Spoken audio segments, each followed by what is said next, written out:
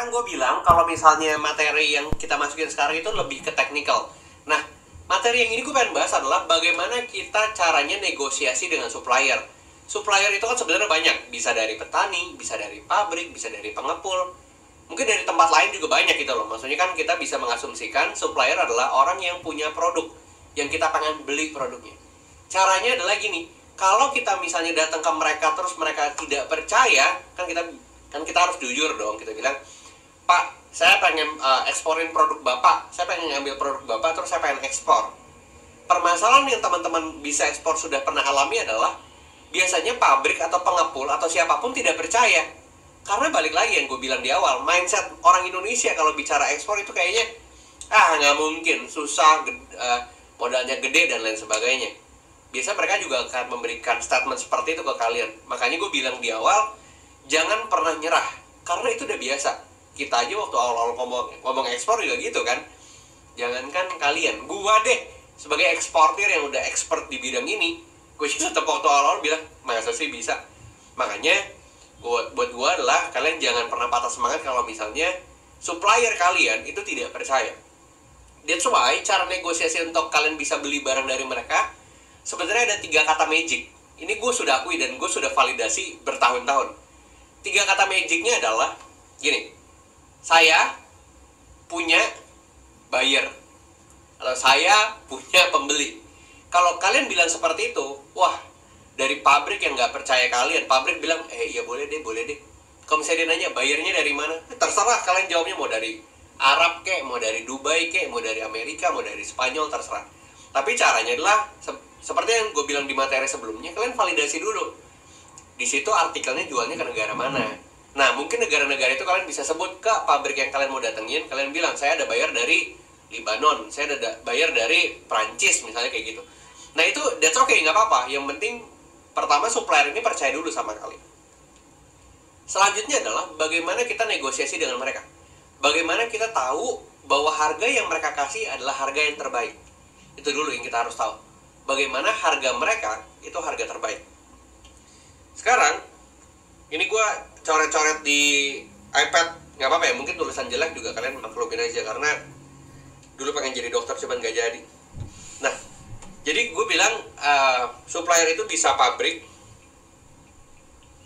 atau bisa juga petani, atau pengepul lah ya, or pengepul. Nanti bedanya pabrik dan petani atau pengepul, gue akan jelasin di materi selanjutnya, antara pabrik versus pengepul. Oke. Jadi caranya gini, kalian kalau mau negosiasi dengan pabrik, jangan pernah, nih catat ya, jangan pernah negosiasi dengan satu pabrik. Karena kalau kalian negosiasi dengan satu pabrik, kalian nggak tahu barang yang dikasih itu harganya murah atau mahal. Cara untuk mengetahui sebuah harga itu murah atau mahal adalah ketika kita punya pembanding. Kalian bilang kayak iPhone itu 20 juta mahal.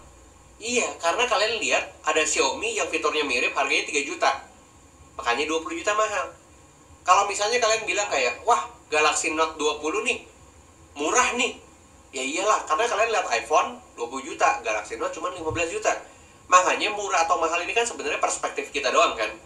Cara untuk menentukan, cara untuk menentukan sebuah harga dari supplier itu murah atau tidak adalah bagaimana kita bisa kumpulin data supplier sebanyak mungkin. Contoh ya kayak gini.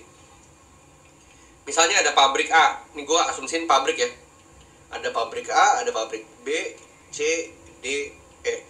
Nah, kalian harus head to head dan kalian harus compare produknya yang 1:1. Artinya apa? Kalau yang kalian dapat dari pabrik A grade-nya A, ya kalian juga harus tanya ke pabrik B grade A. Maksudnya produk yang spesifikasinya sama. Percaya deh, harganya pasti beda-beda. Misalnya contoh, si A bilang, kita ngitung dalam satuan ton ya. Misalnya ada yang bilang kayak, wah, saya punya barang $1.000 per ton. Si B bilang, oh saya 970 per ton. Si C bilang, oh saya 1.100 per ton. Yang D, wah ini agak murah, 880 per ton. Yang E lebih murah lagi, 850 per ton. Nah, kalau kalian sudah dapat harganya sebanyak itu, kalian dapat suppliernya banyak, kalian enak tektokannya. Nah, kalau kayak gini, the next question atau pertanyaan selanjutnya adalah, Kenapa si C dengan harga $1.100 itu berani ngejual di angka segitu? Kalian harus cari tahu dulu nih. Kenapa si C berani jual 1.100? Oh, mungkin dia beda dari bla bla bla bla bla bla. That's why gue bilang ekspor itu bukan bicara soal buyer, tapi bicara bagaimana kita bisa memvalidasi sebuah produk itu tepat. Si C 1.100 mungkin kualitinya lebih bagus dan lain sebagainya. Nah, kalau kayak gini, kan kalian tahu nih, di sini ada yang namanya bottom price. Bottom price-nya di 850. Ini bottom. Nah, yang si C ini kan harga tertinggi, high price. Caranya adalah kalian ngomong ke si C, si $1.100 per ton, kalian nego di 850. Kayak gitu caranya. Kalian punya pembanding, terus udah gitu kalian adu-aduin harganya. Pak, saya dapat di pabrik 800 loh. Kok Bapak 1.100? Tapi saya pengen bisnis sama Bapak. Makanya gue bilang kalau kalian sudah punya datanya banyak, itu enak banget. Jadi cara seperti ini sebenarnya cara paling basic untuk kalian bisa nego dengan supplier. Kalau kalian cuma satu supplier, dua supplier, nggak seru, kalian susah negonya kayak gitu. Makanya kalian mau ke pabrik kek, ke petani kek, ke pengepul kek, terserah. Tapi cara negosiasi dengan supplier yang tepat adalah seperti ini, gitu guys. Jadi kita akan lanjut di materi selanjutnya dengan technical yang mungkin lebih dalam. Yang penting adalah kalian tetap semangat dan stay tune on the next video. Bye bye.